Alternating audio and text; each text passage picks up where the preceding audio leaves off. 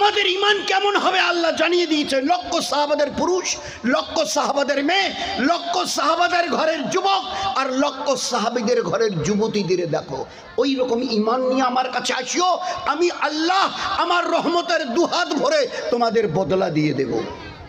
কিন্তু ঈমান যদি না মেলে কিচ্ছু পাবে না।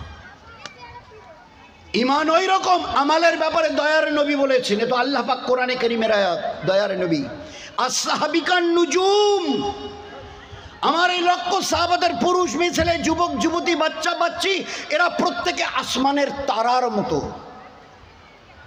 আসমানের তারার মতো। ইক্তাদায়তুম ইহতাদায়তুম, তোমরা যারাই এই সাহাবাদের লক্ষ্য করে চলবে, যে কোনো একজন সাহাবা, এনিবডি এলস, যে কোনো একজন সাহাবাকে যদি দেখে চলো, আমি নবী বলছি আল্লাহ তোমাদের হেদায়েত দিয়ে দেবে। ভাবে আইহিম ইক্তাদায়তুম ইহতাদায়তুম, ইক্তাদায়তুম ইহতাদায়তুম। ইক্তেদা শব্দটা একটু আমরা তো সাধারণ লোক মহাসাবদের কাছ থেকে, মহাসা মুফতি সাহেব হাফেজ সাহেব, ওই যে আল্লাহ নবী যে বললেন ইক্তাদায়তুম ইহতাদায়তুম, এদের যদি ইক্তেদা করো তো হেদায়েত পাবে। তো ইক্তেদা বলতে তাহলে আপনি নামাজ পড়েন? পড়ি। তো কোনো জামাতের সঙ্গে পড়েছেন? বলে পড়েছি তো, পড়ি তো। তো যখন ইমামের পিছনে দাঁড়ান তো কি বলেন? তো হ্যাঁ ওই কথাই তো বলি।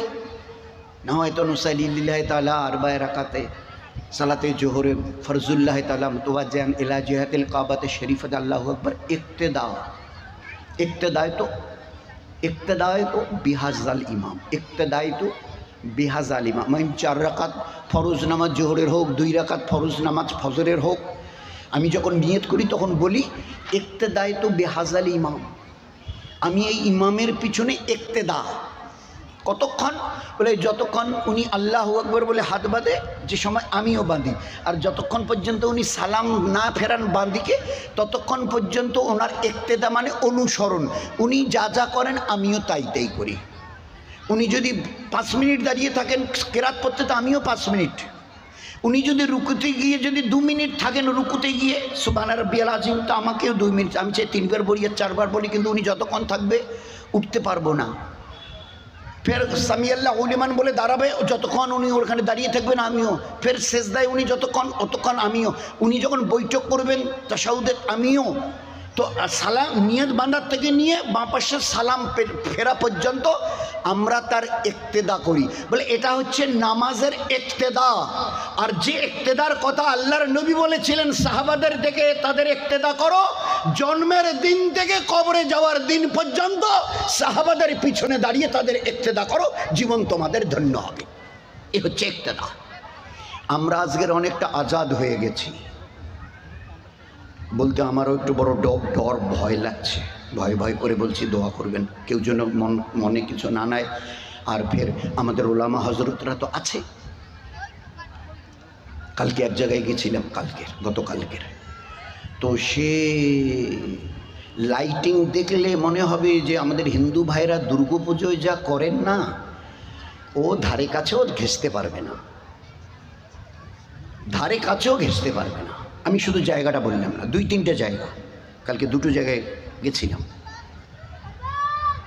তো ডেকোরেশন আর লাইটিং দেখলে মনে হচ্ছিল বারবার যে দুর্গাপুজোতে আমাদের হিন্দু ভাইয়ের জওয়ানরা যে করে, যা করে, ওরা যদি আমাদের এসব দেখে না তো ওরা লজ্জা পাবে। তো এই ব্যাপারে বলে, এই ব্যাপারে আপনি আমরা যা করতে চাই, দিন পায়ের নখ থেকে মাথার চুল পর্যন্ত, জন্মের দিন থেকে মৃত্যুর দিন পর্যন্ত, কি কখন কোথায় কোন আমল কিভাবে করবে, আল্লাহ পাক আমার নবীকে দিয়ে একটা জায়গা একটা সেকেন্ডের আল্লাহ বাদ দেয়নি। যে এই সময়ের এই বছরের 2টা মিনিট আল্লাহ পাক দিয়েছে। গো অ্যাজ ইউ লাইক, যা মন চায় করো। 2 মিনিটের জন্য কোনো তুমি লা ইলাহা ইল্লাল্লাহ তারপরের কলেমাটুকু মুহাম্মাদুর রাসূলুল্লাহ, এ আল্লাহ তুমি যা বলেছো সেইভাবে চলবো, যেহেতু তুমি আমার মালিক, আমি তোমার গোলাম। এ আমার দয়ার নবী আপনি যেভাবে করে দেখিয়েছেন ওইভাবে, যেখান থেকে রুখে গেছেন আমিও রুখে যাব, যেখানে আপনি পা বাড়িয়েছেন সেখানে আমি পা বাড়াবো। এটা কতদিন? জন্মের দিন থেকে নিয়ে মৃত্যু। ওই জন্য জন্মের দিন, জন্ম হলে বাইরে কাঁয় আছেন বাহে, বাচ্চার জন্ম নিয়েছে তো সঙ্গে সঙ্গে আল্লাহু আকবার, আল্লাহু আকবার, আল্লাহু আকবার আজান দেওয়া হয় ডান কানে, আর আকামত দেওয়া হয় বলে একটু কানটা একটু ওই বাচ্চাটার একটু কানটার একটু পাশের কানটা একটু উপরে তোলেন না, তো আজান আর আকামত নামাজ, তো বলে নামাজটা আজকের এখানে একটু অপেক্ষা থাকুক, ওই যেদিন ওকে শোয়ানো হবে গোসল টোসল দিয়ে সাদা কাপড় পেঁচিয়ে দিয়ে বাস ওই সময় ফিরে এই নামাজটা ওই দিন পড়া হবে। তো আমাদের জীবন আজান আর আকামত হয়ে গেছে, এখন শুধু নামাজটুকু হতে বাকি, এইটুকু হচ্ছে আমাদের জীবন। একটা scientific reason, this is the scientific reason. তোমার জীবনের আজান আর আকামত হয়ে গেছে। যেরকম নামাজের কাতার দাঁড়িয়ে গেলে কোনো সাথী অথবা ইমাম সাহেব বলে, হ্যাঁ ভাই আকামত দিয়ে দেন, আজান তো হয়ে গেছে আকামত দিয়ে দেন, এইবার ইমাম সাহেব শুরু করে নামাজ। আমাদের জীবনের আজান আর আকামত হয়ে গেছে, আজান আর একামত হয়ে গেছে, শুধু আর কটা দিন একটু চলার পরে তুমি যখন শুয়ে থাকবে খাটিয়ায়, ওই সময় ওই নামাজটা পড়া হবে, এই আজান আকামাতের নামাজটা। ওই তা তোমার জীবন কতটুকু? বলে আমার জীবনের আজান আর আকামাত হয়ে গেছে, এখন শুধু নামাজটুকু হতে বাকি। This is your life. এই কটা দিন একটু নিজেকে সামলে চলতে পারবে না? এই কটা দিন নিজের জীবনকে একটু ব্রেক লাগাতে পারবে না? হোয়াট ইজ ইমান? ইমান is nothing but a brake of our life. ইমান হচ্ছে একটা আস্ত জীবনের জন্য একটা ব্রেক। কোন জায়গায় ঢিলি দিতে হবে ঢিল, আর কোন জায়গায় জোরে কষতে হবে। রাত এখন 12টা, শীতেই বাজার থেকে বাড়ি ফিরছি, এই বিডিও অফিসের কাছাকাছি, রাত 12টা, ফের আমাবস্যার রাত বলে কথা। ওই অবস্থায় চলতে চলতে হাতে একটা ওই মোবাইলের লাইট অথবা একটা ছোট টর্চ, ওই অবস্থায় চলতে গিয়ে দেখি রাস্তার ধারে 18 বছরের একটা খুবসুরত মেয়ে, সুন্দরী মেয়ে দাঁড়িয়ে আছে, আর আমাকে দেখে ইশারা করছে, কাছে আসো না, কাছে আসো। কেউ নেই, নিশুতি রাত, সবাই ঘুমোচ্ছে, অঘরে ঘুমোচ্ছে, বাস তুমি আর আমি, আসো। যদি সত্যি তুমি ইমানদার হও, তোমার ইমান ওই সময় তোমাকে ব্রেক লাগাবে। তোমার ইমান ভিতর থেকে বলবে, কয়েক মিনিটের জন্য যদি ওর কাছে যাই, গায়ে যদি হাত দিই, মজা যদি লুটে নি, আমার অনন্তকালের আখেরাত আমার বরবাদ হয়ে যাবে। মজা তো লুটবো কয়েক মিনিট, জীবন আমার বরবাদ হবে আখেরাতের কয়েক লক্ষ কোটি বছরের। ওই সময় তোমার ওই ইমানের ব্রেক বলবে, না না, আমি আল্লাহকে ভয় করি, আল্লাহকে ভয় করি। এরকম হাজারো কিচ্ছা কিতাবে এসছে, হাজারো। একটা মেয়ে ছেলে, যুবতী, খুব সুন্দরী, দুষ্কৃতিকারীরা তাকে ধাওয়া করছিল, ও তাড়াতাড়ি গিয়ে একটা বাড়িতে ঢুকে পড়েছে, দরজা খটখটিয়েছে, একজন যুবক 22-23 বছরের দরজা খুলে দিয়েছে, বলছে আমাকে একটু বাঁচান, আমার পিছনে বদমাইশ লেগেছে, আমার ইজ্জত লুটবে, আমাকে নষ্ট করে দেবে, আমাকে শেষ করে দেবে তারা, আমাকে বাঁচান। তাড়াতাড়ি ও ভিতরে গেল, দরজা বন্ধ করে দিল। এই জওয়ান 20-22 বছরের দেখছে যে একদম তরু তাজা একটা মেয়ে, ভরা যৌবন তার, 17, 18, 19, 20-এর বেশি হবে না, লাল আপেলের মতো টুকটুকে। ও বলছে আমাকে দয়া করে আজকের রাতটা এখানে থাকতে দিন, আপনি যদি আমাকে বের করে দেন, হয়তো তারা যদি কোনো জায়গায় গোপন জায়গায় অপেক্ষা করে থাকে, আমাকে দেখলে ছিঁড়ে ছিঁড়ে খাবে, যেভাবে বাঘ যেভাবে ছাগলের বাচ্চাকে ছিঁড়ে খায়। তা বলে না, আপনাকে যেতে হবে না, আপনি থাকুন।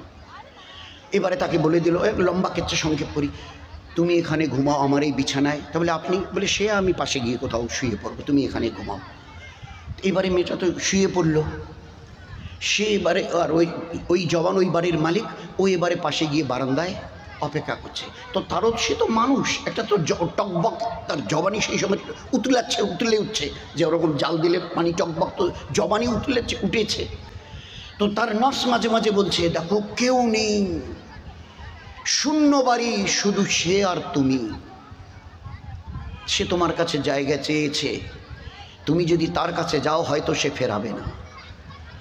তো তার নফস যখন এইভাবে তাকে বোঝাচ্ছিল যে তুমি তার কাছে যেতে পারো, এই সময় তার কাছে কেউ নেই বাধা দেবার মতো। তো এইভাবে যখন তার নফস তাকে বোঝাচ্ছিল, সে তখন নিজেকে বাঁচবার জন্যে একটা দিশালায় জ্বালিয়ে একটা ওই কুপি বাতি জ্বেলেছে। আর ওই কুপির যখনই নফস তাকে ওইভাবে ফসলায়, সে তখন হাতটা ওই বাতির উপরে দেয়, আগুনের উপরে। যখন আগুনের তাপ লাগে তখন একটু সরিয়ে নেয়, ফের চুপ করে থাকে, ফের যখন নফস ওইভাবে বলে, ফের আবার আগুনের উপরে হাত দেয়। এইভাবে সারা রাত কাটিয়ে দিয়েছে। মেয়েটা দেখে যে সকালবেলা উঠে এসে কী যেন লাগাচ্ছে, বলো। তো বলছে, আপনার হাতে কি হয়েছে? তা বলে, না না কিছু হয়নি। বলে, না দেখছি ফসকা পড়ে গেছে। বলো, আমাকে বলতে হবে। যখন নাসর হয়ে গেছে তখন বলেছে, আমার নফস যখন আমাকে এইভাবে ধোঁকা দিচ্ছিল, আমি আমার হাতকে আগুনের উপরে রেখে বলছিলাম, এ নফস, যদি মজাদার নিতে হয় নিয়ে নে, আজকের এতটুকু অন্তত থেকে আগুন সহ্য করে নে, তাহলে মরণের পরের ওই জাহান্নামের আগুন তুই সহ্য করে নিতে পারবি। পারবি সহ্য করতে? তা আমি যখন আগুনের উপরে হাত দিয়েছি, একটু তাপ লাগার পরে আর হাত রাখতে পারিনি। তো নফসকে বলছি, এতটুকু তুমি বরদাস্ত করতে পারো না, জাহান্নামের আগুন তুমি কি করে বরদাস্ত করবে বলো? তার কাছে গিয়ে বলো বলো। এরকম হাজারো কেচ্চা আছে, হাজারো কেচ্চা আছে। তো আমার ঈমান আমার জীবনের একটা মস্ত বড় ব্রেক রাস্তা। ওই সময় সে যদি ডাকে, যেরকম ইসুফ আলাইহিস সালাম বলেছিল, জুলাইখা বলেছে, স্বামী কিন্তু শিকারে চলে গেছে, এখন আর আসবে না, গোটা বাড়ি খালি তুমি আর আমি। জেলখানার গেট খুলে দিয়ে তাকে বের করে নিয়েছে। কাছে গিয়ে বলছে, আমি বুঝতে পেরেছি, চলো আসো। কেউ নেই, গোটা রাজপ্রাসাদ রাজবাড়ি খালি।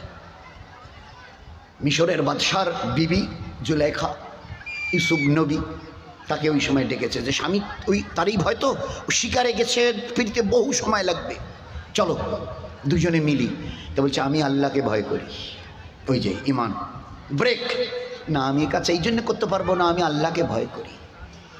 এই জন্য বলছি ঈমান, এটাকে বুঝো, ঈমান কাকে বলে।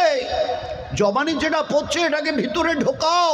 এই জায়গায় ঈমানের কলেমা লা ইলাহা ইল্লাল্লাহটা শুধু জবানে পড়ার জন্য নয়, এটাকে ভিতরে ঢোকাবার জন্য এইখানে যেন বসে। আমি যা করছি আমার আল্লাহ দেখছে, তিনি সামিউন এবং বসির, দেখনেওয়ালা শুননেওয়ালা। আমি যেখানে যে অবস্থায় থাকি, এক শাগরিদ তার পীরের কাছ থেকে লম্বা সময় দিয়ে লাগিয়েছেন খেদমতে, দিনকে ভালো করে বুঝবার জন্য লম্বা সময়, কয়েক বছর। এবারে পীরের কাছ থেকে ইজাজত নিয়ে চলে যাবে। তো বলছে, হযরত আমি যেতে চাইছি, শেষবারের মতো আমাকে একটা নসিহত করুন, মৌত পর্যন্ত যেন আমার কাজে আসে। শেষ যাবার বেলায় আপনার কাছে সহবতে থেকে অনেক দিন আপনার খেদমত করেছি, যাবার বেলায় একটা নসিহত করুন যেন মরণ পর্যন্ত আমাকে আলোর রাস্তা দেখায়। তো ওই শেখ সাহেব তখন বলেছে, আল্লাহওয়ালা, এই বেটা যা, যদি তোর কখনো কোনো গুনাহ করার, অবাঞ্ছিত কোনো কাজ করার, যে কোনো অন্যায়জনক কোনো কাজ করার যদি তোমার কখনো ইচ্ছে জাগে, করিও। যে কোনো ধরনের মন্দ কাজ করার তোমার যদি কোনো সময় প্রবণতা জাগে, ইচ্ছা জাগে, মন চায়, করিও। তো যে হযরত, হযরত আপনি আমাকে কি বলছেন? বলেন, আমার কথাটা শেষ হয়নি, একটু বাকি আছে, একটু বাকি আছে। ওহো হ্যাঁ, বলুন বলুন। তোমার যদি কখনো কিছু মন চায় অন্ধমন্দ কিছু করার, করিও। শুধু ওই সময় একটা কথা মনে রাখিও, আল্লাহ যেন দেখতে না পায়, আল্লাহ যেন দেখতে না পায়। সে একেবারে অচর নয়নে ডুকরে কেঁদে হযরতকে গিয়ে জড়িয়ে ধরেছে, দোয়া করবেন আল্লাহ যেন এর উপরে মৌত পর্যন্ত আমার জীবনকে নিয়ে যায়, এর উপরে। কারণ এমন কোন জায়গা আছে, সময় আছে নাকি যে আল্লাহ দেখতে পায় না? এ ছিল ঈমান, জীবনকে তৈরি করবার জন্যে। তো আল্লাহ পাক আমাদের একটা জীবন দিয়েছিল, গাইডলাইন। লম্বার আর দরকার নেই, ইশারা আমাদের জন্য, বিশেষ করে আপনাদের দেখে বোঝা যাচ্ছে ইশারা যথেষ্ট বুদ্ধিমানদেরই জন্যে। তো আল্লাহ পাক আমাদের একটা প্রসপেক্টাস আল কোরআন আল্লাহ দিয়েছে, গাইডলাইন। তোমার জীবন কি হবে, কোরআন শরীফ হাতে নাও। একটু বুঝতে অসুবিধা হচ্ছে, জানাবে রাসূল সাল্লাল্লাহু আলাইহি ওয়াসাল্লামকে দেখে নাও, তার জীবনটা।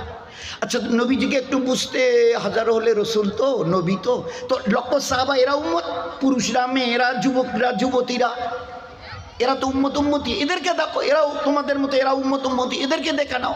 তো গাইড বুক, ফের তার সঙ্গে এরকম একদম পরিষ্কার, একদম ইঞ্জিনিয়ারের মতো মিসাল দিয়ে জীবনটাকে যেন আমরা মিলিয়ে নিয়ে তৈরি করে যেন ফিরে যেতে পারি। এরই জন্য আল্লাহ পাক একটা জীবন ব্যবস্থা আমাদেরকে দিয়েছিলেন। আজ আমাদের একটু অসুবিধা হচ্ছে, মাঝে মাঝে একটু ব্রেক ফেল হচ্ছে, ঈমানের, আমালের ব্রেক ফেল। যেমন এই গতকালকের কথা, মানে যেভাবে ডেকোরেশন হয়েছে তাতে বললাম না যে অপর কওমের সাথীরা লজ্জা পাবে। করার আগে অন্ততপক্ষে মহাশা মুফতি সাহেব এ তো ঈদ গেল, একটা খুশি তো এইরকমটা করতে চাই, চলবে তো? জিজ্ঞাসা করেছিলেন। কালকে একটা জায়গায় প্রথমে যেখানে গেছিলাম দেখি একটা জায়গা ছোট করে এতটুকু হবে, মানে ফুল দিয়ে ভালো করে ডেকোরেশন করে সাজিয়েছে, আর একটা দামি এরকম চেয়ার বসিয়ে দিয়েছে আর সুন্দর করে পিছনে ডেকোরেশন। তো কেন জানি না, কসম দিয়ে বলছি, আমার দেখার কোনো ইচ্ছা ছিল না, কিন্তু গাড়িতে বসেছিলাম আর তখন ওই জায়গাটা ভিড়, গাড়িটা আস্তে আস্তে চালাচ্ছিল আমার এক সাথী, তো কেন যেন ওই দিকে চোখ পড়ে গেল।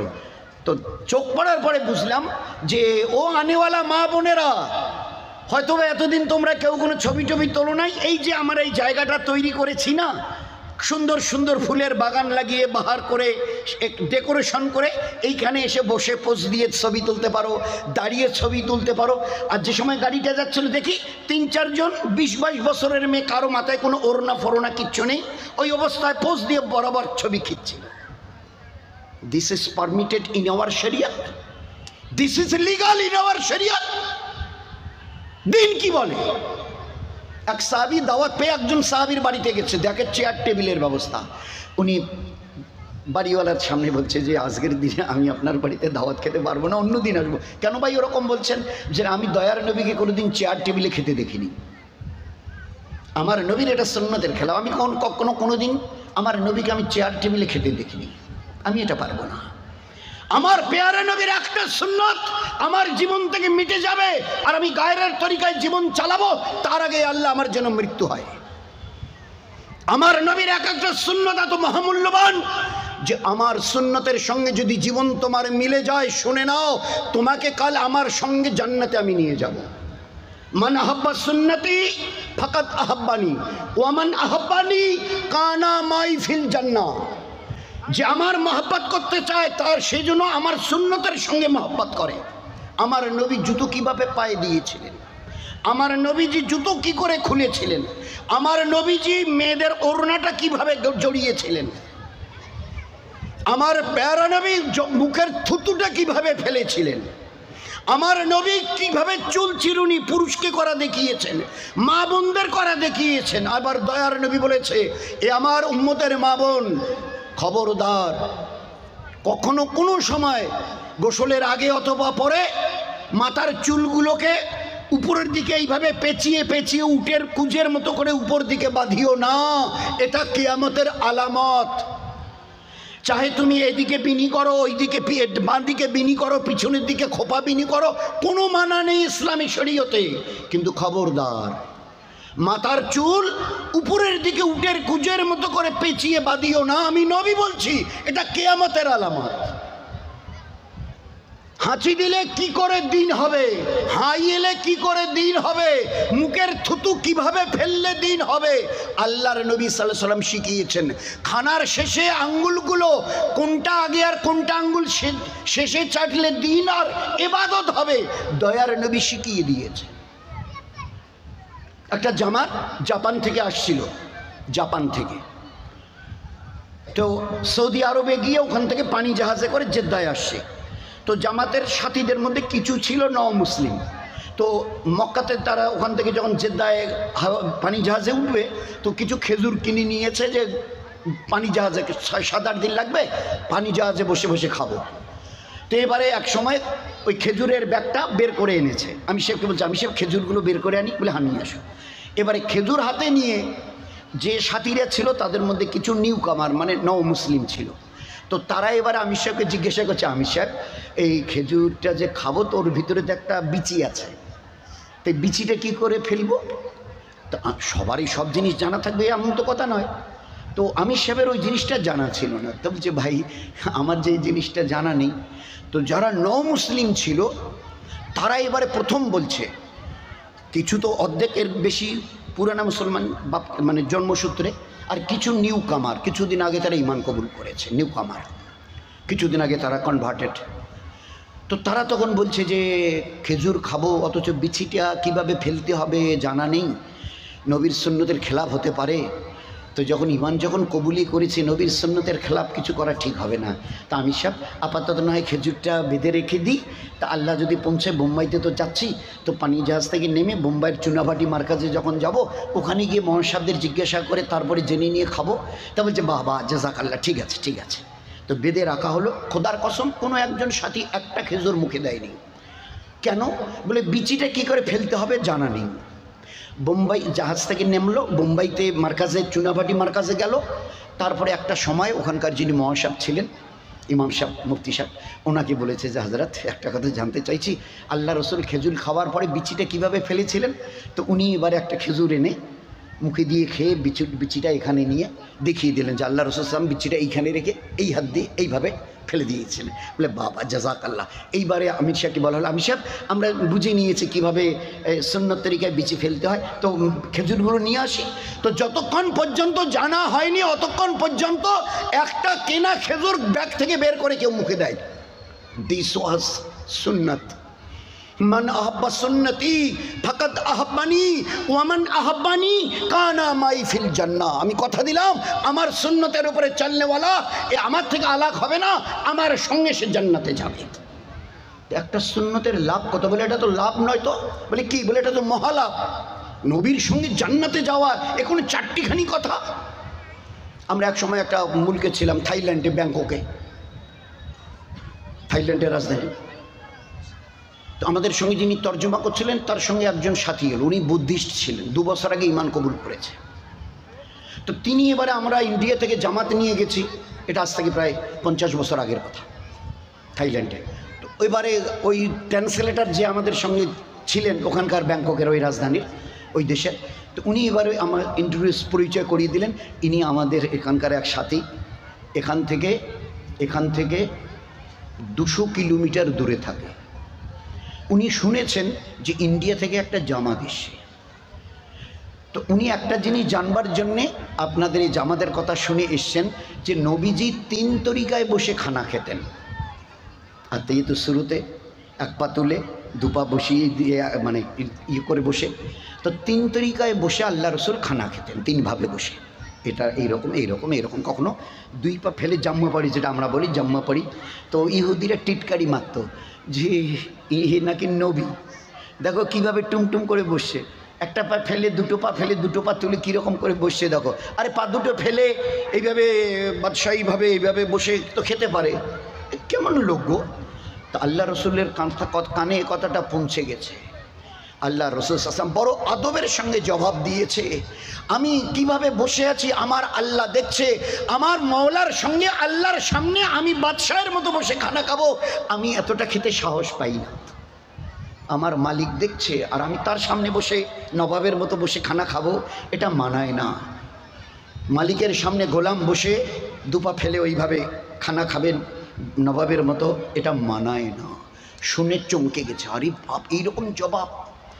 তো আমি পরিচয় করালেন যিনি ওই কথাটা জানবার জন্য এসছে, নবীজি 3টে তরিকায় বসে খানা খেতেন, তার মধ্যে সবচাইতে বেশি প্রিফারেন্স কোন তরিকাটাকে দিতেন ওইটা জানবার জন্য এসছে। যে 3টা তরিকা তো এই এর মধ্যে সবচাইতে কোন তরিকায় বেশি আল্লাহ রসুল খানা খেতেন ওইটা জানবার জন্য 200 কিলোমিটার থেকে 2 বছর আগে ইমান কবুল করেনওয়ালা বুদ্ধিস্ট, বৌদ্ধ ধর্মের লোক ছিলেন উনি।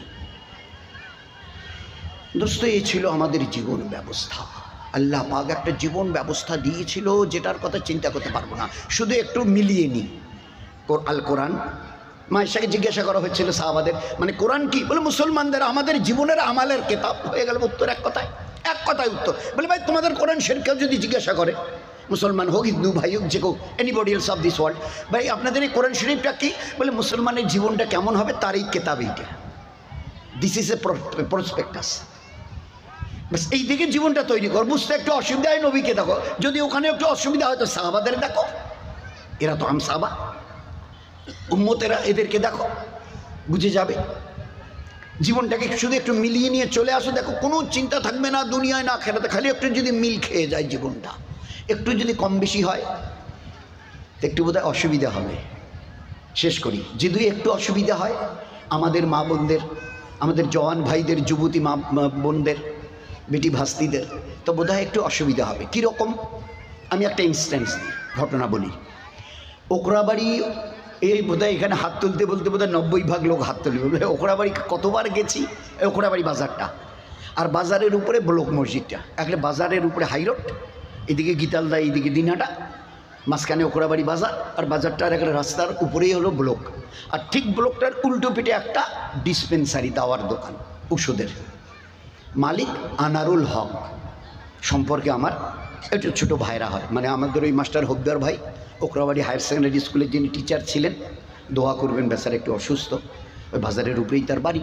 ওরেই বোন পড়েছে, বোনটার নাম সাইদা, আর এর নাম ভগ্নিপতিটার নাম আনারুল। বাড়িতে আমি বহুবার গেছি, আল্লাহর কি ইচ্ছা ওই বাড়িতে আমি গেছি সকালের দিকে, এই 9টা, 9:30, 10টা। ওর মেয়েটাকে বোধহয় 2 কি 3-তে পড়ে, সাজিয়ে টেজিয়ে দিল ওই কেজি স্কুল নার্সারিতে। গাড়ি এলো, চলে গেল। আমি ওখানে বসে আছি, নাস্তা পানি খেয়ে আনারুলের সঙ্গে গল্প করছি, ওই ভাড়াটার সঙ্গে। এই বোধহয় আধা ঘন্টা যাবার, আধা ঘন্টা 1.5 ঘন্টা পরে একটা গাড়িতে করে, ওই ভ্যানে করে একজন স্কুলের বয়কে দিয়ে মেয়েটাকে বাড়ি পাঠিয়ে দেওয়া হলো। তো ওর মা জিজ্ঞেস করলো, তোকে স্কুল পাঠানো হলো, গাড়ি এলো, তোকে স্কুলে পাঠিয়ে দেওয়া হলো, তো তুই স্কুল থেকে চলে এলি কেন? তো বলে, মা ম্যাডাম আমাকে আর স্কুলে আমাকে থাকতে দিল না। কেন কেন কি হয়েছে? তো বলে, তুমি সব কিছু আমার ভালো করে সাজিয়ে গুজিয়ে দিয়েছো, এইখানে যে ওই যে আমরা ব্যাস বলি না, আসলে ওটা ব্রোঞ্জ, তো ওই যে এখানে যে ব্যাসটা লাগাতো না, স্কুলের নাম লেখা একটা ওই যে এরকম ওতে সেফটি পিনের মতো থাকে, যেভাবে এইটা লাগানো হয়, তো ওই ব্যাসটা তুমি কেন লাগাওনি? তুমি সব জুতোটা ঠিক দিয়েছো, মোজাটা ঠিক দিয়েছো, প্যান্টটা ওই রঙের দিয়েছো, জামাটা ওই রঙে দিয়েছো, টাইটা ওইভাবে দিয়েছো, ব্যাগের কালারটা ঠিক আছে, বোতলের রঙটা ঠিক আছে, সব কিছু ঠিক আছে, তুমি ওইটা লাগিয়ে দাওনি কেন? ম্যাডাম দেখে বললো যে না, তোমার এটাই ব্যাসটা লাগানো নেই কেন? এটা তো মেনে নেওয়া যাবে না। তুমি আজকের মতো স্কুল থেকে চলে যাও, স্কুলে তোমাকে পৌঁছে দিয়ে আসবে, আমাদের বয় পৌঁছে দিয়ে আসবে, কালকে যখন আসবে না এটা লাগিয়ে এসো, তোমাকে স্কুলে থাকতে দেওয়া হবে। আমি জিজ্ঞাসা করলাম, সাইদা কিছু বুঝছো? ওরে আমার বোন সাইদা, কিছু বুঝছো? ও বললো, কেন দুলে ভাই, কেন কি হয়েছে? বলে, তোমার এই মেয়েটার পায়ের জুতো কে কিনে দিয়েছে, ম্যাডাম না তুমি? বলে, আমি। ওর মোজাগুলো? বলে, আমি। তোমার এই বাচ্চাটার প্যান্টটা? বলে, আমি। জামাটা? বলে, আমি। টাইটা? আমি। ব্যাগটা? আমি। পানির বোতলটা এই রঙের? আমি। তো সব কিছু তুমি দিয়েছো, আর তোমার মেয়েটার ওই ব্যাসটা শুধু লাগানো ছিল না। আর ওই যে ম্যাডাম পড়ায়, তাদের বেতন কে দেয়? অন্য কেউ? বলে, না, আমরাই দিই। তো তোমরাই, তোমার বাচ্চার সমস্ত খরচ তুমি দাও, তোমরা দাও, আর ম্যাডামেরও সারা মাস যাতে ভালোভাবে চলে তারও বেতন। শুধু তাদের প্রসপেক্টাসে যা ছিল তার একটা সামান্য একটু ফল্ট পেয়েছে, এই ব্যাসটা লাগানো হয়নি, অথচ তার পুরো খরচ তোমার দেওয়া, ওনাদের ম্যাডাম সব কজনের খরচ তোমাদের দেওয়া, তোমার বাচ্চিটাকে স্কুলে অ্যালাউ করেনি, ফেরত দিয়েছে। কিছু বুঝতে পারলে? বলছে, না দুলে ভাই। আমি তখন ওকে বললাম, শুনে নে আনারুল, তুইও শোন, কিয়ামতের মাঠে আল্লাহ ওই করবেন। আমার নবী ইমামুল আম্বিয়া তাজদারে মদিনা জনাবে রাসূলুল্লাহ সাল্লাল্লাহু আলাইহি ওয়াসাল্লাম আমার আরশের পাশে তাকে দাঁড় করিয়ে দেয়া হবে। তোমরা যারা বলছো ইনি আমার উম্মত, কাছে আসো, পায়ের নখ থেকে মাথার চুল পর্যন্ত জীবনটাকে মিলিয়ে নাও, যদি মিলে যায় সেইটা জান্নাতে চলে যাও। কিন্তু যদি মিল না খায়, কিছু যদি ফল্ট রয়ে যায়, তো তোমার মেটার মতো যদি স্কুল থেকে বের করে যদি দেয়া হয়, আল্লাহ যদি জান্নাতে ঢুকতে না দিয়ে বের করে দেয়, কিছু বলতে পারবে ওই দিন? লাকাদ কানা লাকুম ফি রাসূলিল্লাহি উসওয়াতুন হাসানা। He was the best example for you to follow. Oh, you the peoples of this world, if you want to follow anybody else of this world, that is the Prophet sallallahu alaihi wasallam. আরে ও জগতের মানুষ, ও বিশ্ববাসী, কোন model নমুনা মানুষের মতো মানুষ যদি দেখতে পাও, আমি এই নবী মুহাম্মদ রাসূলুল্লাহ সাল্লাল্লাহু আলাইহি সাল্লামকে মানবতার স্বর্ণশিখরে পৌঁছে দিয়েছি। তার নমুনা বনো, নিজের জীবনকে মিলিয়ে নিয়ে, চাই পুরুষ হওয়ার মেয়ে ছেলে, মিলিয়ে নিয়ে চলে আসো। কিয়ামতের ময়দানে লম্বা সময় ধরে হিসাব কিতাব নেই, কাছে আসো, মিলিয়ে নাও, যদি মিল খায় সেইটা জান্নাতে চলে যাও, যদি মিল না খায় সব ঠিক ছিল, ব্যাসটা শুধু লাগেনি বলে অ্যালাউ করেনি। আমার পেয়ারা নবীর হাজারো লাখো সুন্নতের একটা দুটো পাঁচটা 10টা সুন্নত যদি বাদ যায়, আল্লাহ যদি জান্নাতে ঢুকতে না দেয় কি করবে বলো না? এই জন্য আল্লাহ বলেছিলেন লাকাদ কানা লাকুম ফি রাসূলিল্লাহি উসওয়াতুন হাসানা, এর চাইতে বেহতরিন নমুনা পৃথিবীতে খুঁজে পাবে না।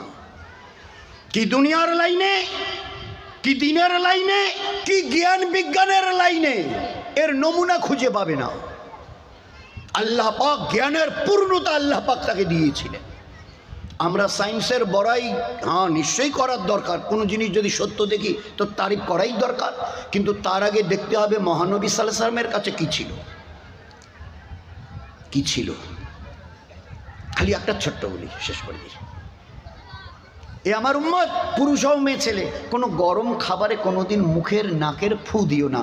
এই চাটা ঠান্ডা হয়েছে, দুধটা একটু মানে গরম হয়েছে, চাটা একটু গরম, দুধটা একটু গরম, ভাতগুলো একটু গরম হচ্ছে, তাড়াতাড়ি খাওয়া যাচ্ছে না, তো চাটা একটু কাপটা হাতে নিয়ে আমার উম্মত খবরদার, মুখ দিয়ে হাওয়া দিয়ে একটু পাকা টাকা দিয়ে কিছু করো, কিন্তু মুখের নাকের হাওয়া দিও না।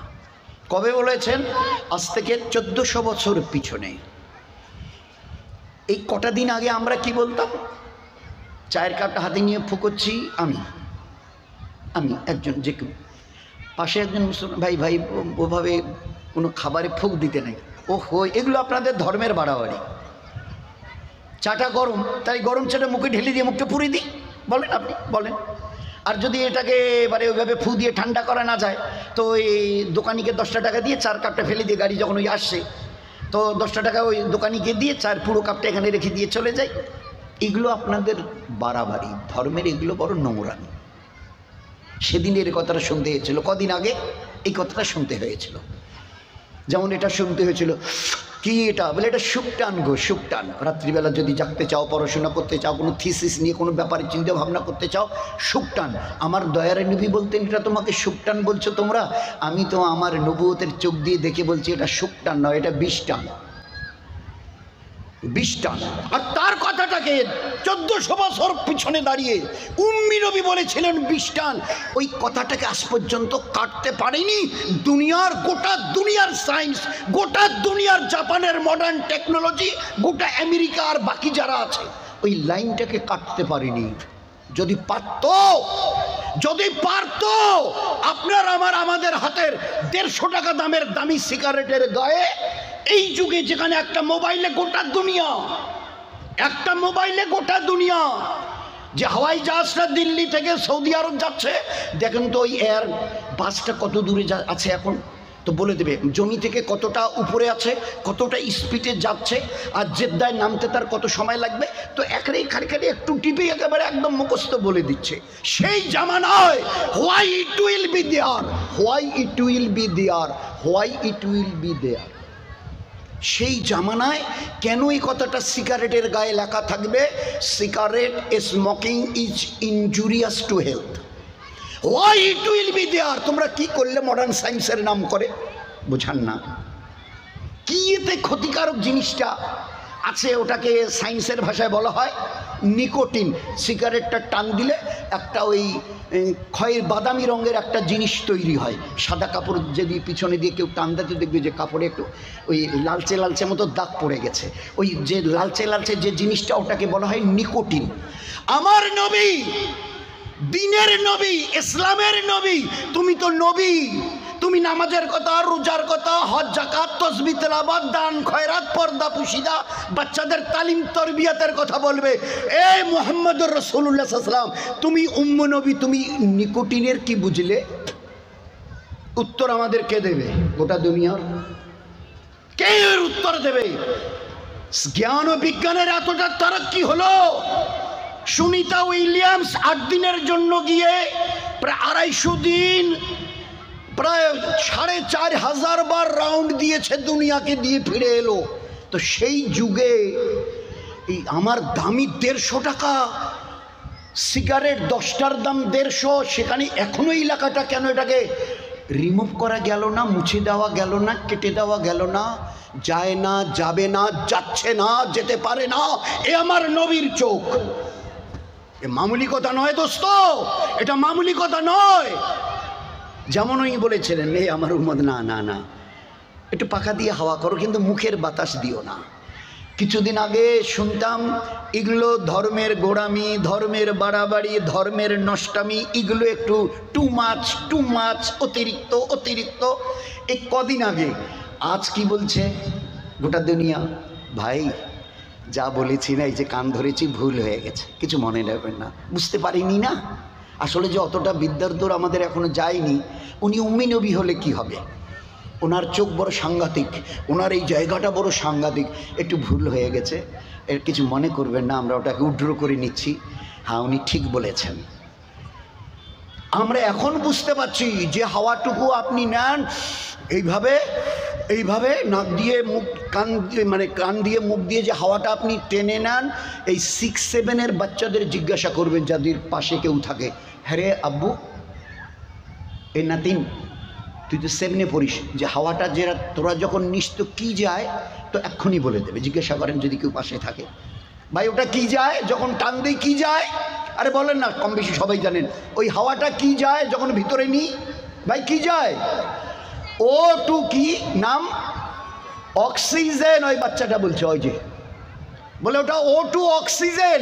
তো ওই হাওয়াটাই তো ভিতরে গিয়ে, ওই হাওয়াটাই ভিতরে গিয়ে বেরিয়ে আসে দেনেন্দের সঙ্গে সঙ্গে, আধ ঘন্টা 1 ঘন্টা 10 মিনিট পরে তো নয়, সঙ্গে সঙ্গে। আচ্ছা, ওই হাওয়াটাই যখন বেরিয়ে আসে তখন তার নাম কি হয়?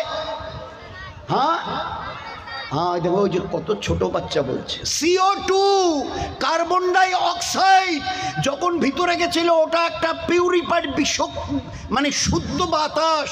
আর ওই বাতাসটা ভিতর থেকে যখন বেরিয়ে এলো, আগে ছিল অক্সিজেন, এখন হলো CO2 কার্বন ডাই অক্সাইড, বিষাক্ত বায়ু। এ ধর্মের নবী, নামাজ রোজা হজ যাকাতের নবী, এটা কি বলছে? উনি কার্বন ডাই অক্সাইডের কি বুঝলো? কোথায় লেখাপড়া করেছে কেমিস্ট্রি নিয়ে? কেউ বোঝাবেন? তো আমাদের গোটা দুনিয়ার উম্মতকে বুদ্ধু বানাবার জন্য আল্লাহ দয়ার নবীকে আমাদের কাছে পাঠাননি, তার কাছে আল্লাহ পাক জ্ঞান বিজ্ঞানের যে ভান্ডার দিয়েছে, আমার ওই নবীর পায়ের কাছে যেতে আজকের দুনিয়ার মডার্ন সায়েন্সের আর 1,00,000 বছর লাগবে। লিখে রাখেন, লিখে রাখেন, দামি ডায়েরিতে সোনার অক্ষরে লিখে রাখেন, আপনার আমাদের নবীকে জ্ঞান আর সায়েন্সের লাইনের, ওই জগতের স্কুল থেকে, বিডিও অফিস থেকে, স্কুল থেকে, সিটাই কলেজ থেকে এক্সকারশনে যাচ্ছে, গভর্নমেন্টে এদের কিছু কনসেশন দিচ্ছে, ভাড়া টাড়া থাকার কনসেশন দিচ্ছে। এডুকেশনাল ট্যুরে যাও, এক্সকারশনে যাচ্ছ, তাজ্জব হচ্ছেন? আমার নবীকে দিয়ে আল্লাহ শিখিয়ে দিয়েছেন, উম্মতকে বলে দাও, ঘর থেকে যদি 48 মাইল, 72 কিলোমিটার, এখান থেকে জলপাইগুড়িও হবে না, যদি যায় তো আমি আল্লাহ এবাদতগুলোকে কনসেশন করে দিলাম। এবাদত কেমন? 4 রাকাত জোহরের ফরজ, 2 রাকাত পড়িও, 2 রাকাত মাপ। এশার 4 রাকাত ফরজ, 2 রাকাত পড়িও, 2 রাকাত মাপ। আসরের 4 রাকাত ফরজ, 2 রাকাত পড়িও, 2 রাকাত মাপ। তো ফরজ হাফ, সুন্নত মাপ, নফলগুলো সাফ। এ হচ্ছে শরীয়ত। তোমরা দুনিয়াওয়ালারা সেই দিন করলে, এরা এক্সকারশনে, এডুকেশন ট্যুরে যাচ্ছে, স্কুল কলেজ বিডিও অফিস থেকে, ইউনিভার্সিটি থেকে, এদের জন্য গভর্নমেন্ট ফ্যাসিলিটি দিচ্ছ।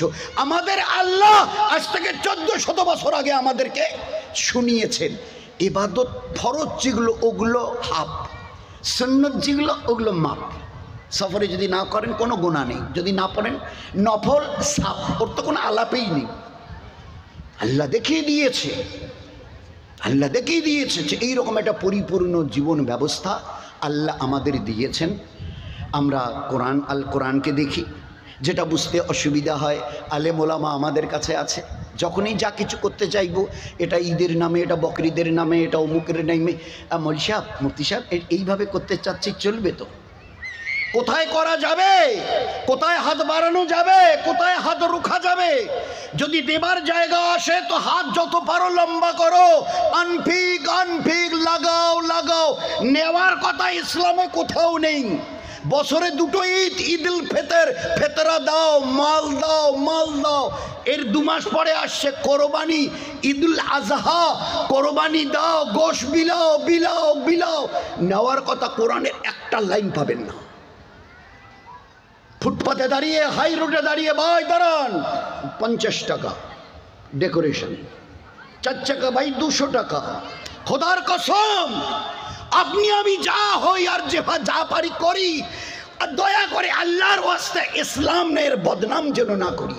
ইসলাম আল্লাহর দিন, আল্লাহর এই ইসলামকে যেন উলঙ্গ না করি দুনিয়ার সামনে। ইসলামে আল্লাহ শুধু দেবার কথা বলেছেন, নেবার কথা একটা পাত দেখাতে পারবে না। বলে কি বললেন আপনি, বুঝি সুঝে বলুন। বলে হ্যাঁ, আমি ওলামা হজরতদের কাছ থেকে 1000 বার কাছে গিয়ে পা টিপে টিপে জিজ্ঞাসা করেছি। বলছে হ্যাঁ, নেবার কথা পাওয়া গেছে কোরআনে বহু জায়গায়। কাদের কাছ থেকে? রাস্তায় চলনেওয়ালা পথিক, 2 হুইলার্স স্কুটারে, বাইকে, 3 হুইলার্স অটো টোটোতে, 4 হুইলার্স ছোট গাড়ি, বড় গাড়ি, ট্রাক, তাদের দাঁড়িয়ে ধনী লোক, বড় লোক, মাস্টার, ইঞ্জিনিয়ার, ডাক্তার, তাদের কাছে। তাহলে কোথাও পাওয়া যায়নি। নেবার জায়গা আল্লাহ বলে দিয়েছে প্রথম পাতায় সূরা ফাতিহাতে, ইয়াকা নাবুদু ইয়াকা নাস্তাইন। এ আল্লাহ, তোমাকে মানি আর তোমার কাছে যা কিছু প্রয়োজন চাই। ইয়াস্তাইনু চাও আমার কাছে, চাও ইয়াস্তাইনু কার কে চাইবার আছে চাও আমার কাছে, বিসসাবরি ওয়াস সালাত, নামাজের দ্বারা আমার কাছে। ফাফিরু ইলাল্লাহ, আয় আমার কাছে আয়, কি চাইবি বল আমাকে। দুনিয়া আস্তাজিব লাকুম, তুমি চাও আমি দেব। এ আল্লাহ, আমাদের ঘরে যে খাবার নেই, আমি, স্বামী, বাচ্চা কটা সবাই উপোস, 2 রাকাত পরে হাত তুলে, আল্লাহ বলেছে আমার কাছে চা, 2 রাকাত পরে চা, সালাত। তো বলেছে আল্লাহ, আমাদের ঘরের অবস্থা, আমার পেট খালি, আমার স্বামীর পেট খালি, বাচ্চাদের। তো দোয়া শেষ হয়নি, খালি 2-4টে কথা বলেছে। ঘর ঘর শব্দ, রান্নাঘরে দৌড়ে গিয়ে হাতটা মুখের উপরে ফিরে দৌড়ে গিয়ে দেখে গম পেশাই করা জাতাটা আপনা আপনি ঘুরছে, আর ওর ভিতর থেকে কোনো দানা, আর গমের কেউ দানা দিনেওয়ালা নেই। উপরের চক্কিটা, লোহার চক্কিটা ঘুরছে আর আপনা আপনি চতুর্দিক থেকে আটা বেরোচ্ছে। যতগুলো ভাড়া বর্তন ছিল ওই সাহাবিয়াদের বাড়ির, সমস্ত ভাড়া বর্তন তাড়াতাড়ি করে আটাগুলো ভরিয়ে ভরিয়ে নিয়ে ভর্তি করে দিয়েছে। তারপরেও আটা বেরোচ্ছে, ঘুরছে আর আটা। কি করে আটাগুলো মাটিতে পড়ে কেন নষ্ট হয়? উপরের লোহাটা তুলে নামিয়ে রেখেছে। খানিক পরে স্বামী এলো, বিবি বলছে হাত ধুয়ে এসে বসো। এবারে রুটি, তার সঙ্গে কিছু তরকারি দিয়েছে। তো বললে কেচ্চা শোনাও, তা কেচ্চা শুনিয়েছে। এ সাহাবি নবীজির পিছনে নামাজ পড়ে, নামাজ পড়তে, বাড়িতে তো পুরুষের নামাজ পড়ার জায়গা নয়, মসজিদে যেতে হয়, জামাতের সঙ্গে পড়তে হয়। তো নামাজের টাইমে নবীজির পিছনে মসজিদে গিয়ে নামাজ পড়েছে। নামাজের পরে, নামাজের শেষে নবীজির কাছে গিয়ে কেচ্চা শুনিয়েছে। আমাদের বাড়ির ভুকা ফাঁকা ছিল, আমার বিবি 2 রাকাত পরে আল্লাহর কাছে চেয়েছে, অটোমেটিক আমাদের গম ভাঙ্গা পেশাই করা লোহাটা ঘুরছিল, উপরের জাতাটা সমানে আটা বেরোচ্ছিল।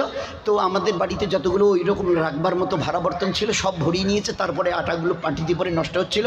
আমার বিবি কি করেছে, ওই লোহা, উপরের লোহাটাকে চাপ দিয়ে থেমে দিয়ে তুলে রেখে দিয়েছে। আর তার থেকেও আটা রুটি বানিয়ে ওই সেই রুটি খেয়ে আমি মসজিদে এসেছি। আল্লাহর দয়ার নবী শুনে বলছে, ও আমার সাহাবী, ওই দিন 14 সাদির ওই জামানায় তার ওই সঙ্গের ওই কটা লোককে নয়, ওই কটা লোককে যদি শোনাবার কথা ছিল, সোনার অক্ষরে হাদিসে পাকার পাতায় লেখে এই 14 সাদিতে শীতাই হালকার, গিদারি মাথাভাঙ্গা হালকার উম্মতকে শোনাবার কোনো প্রয়োজন ছিল না। ও উম্মত শুনে নাও, ঘরে ফাঁকা ফুকা, ফাঁকা ভুকা, কিচ্ছু নেই। বিবি কথা বলেনি। স্বামী এসে জিজ্ঞাসা করেছিল কি গো কিছু, বলে না কিচ্ছু নেই। তা বিবি কথা বলেনি, আজকের যখন কিছুই নেই তো চাচাকে গিয়ে বলো না অন্তত 50টা টাকা একটু এবেলা ধার দিক, কাল না হয় দেওয়া যাবে। ও বড়বাকে গিয়ে অন্তত বাকে বলো না অন্তত 50টা টাকা, 80-100 টাকা আজকের এইরকম যখন অবস্থা দিই, পরশু তরশু না হয় দেওয়া যাবে। কাউকে দেখে না এই উম্মত, ডায়ে বায়ের কাউকে দেখতো না, আল্লাহকে দেখতো। ওই আল্লাহ বলতেন ফাফিরু, আয় আয় আয় আয় আমার কাছে আয়, আনতুমুল ফকার, ওরা তো সব ফকির, কার কাছে যাবি? আমার কাছে আয়, না হুন আগ্নিয়, আমি একা ধরি। কি চাইবি বল? মরা বাচ্চাকে বাঁচাতে চেয়েছে, বাঁচিয়ে দিয়েছে।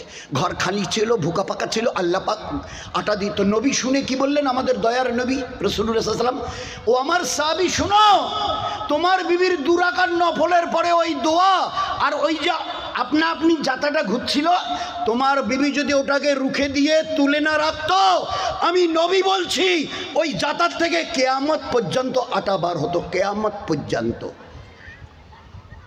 বলুন না, এ ছিল আমাদের জীবন।